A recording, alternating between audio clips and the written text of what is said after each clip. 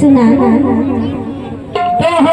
छठी बरह के निमंत्रण आपको खुली गाँव आया है लेकिन नाचा देखे सामने घर में बैठे हवा आगू में बैठे हवा सगन में हवा बगल में हवा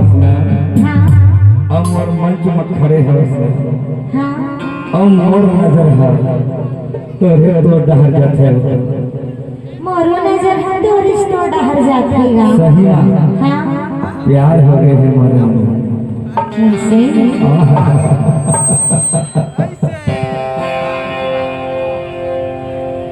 प्यार हो गए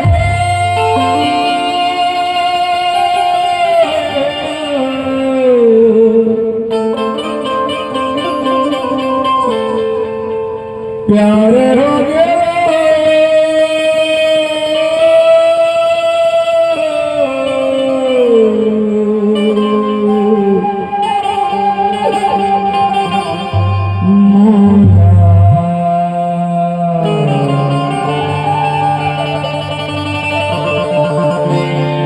प्यार हो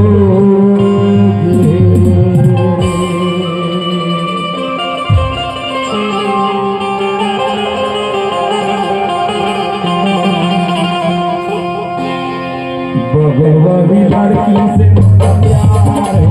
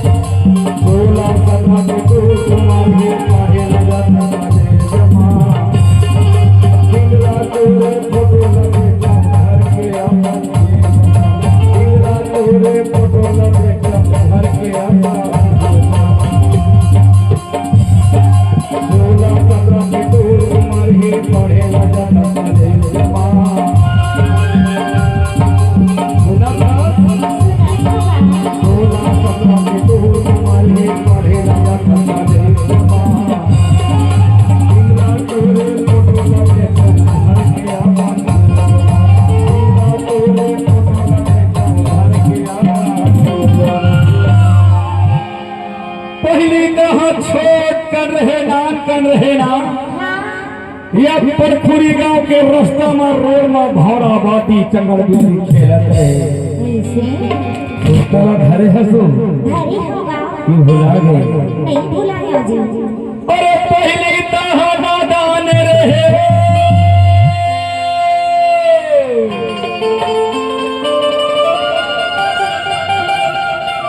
पहली तहा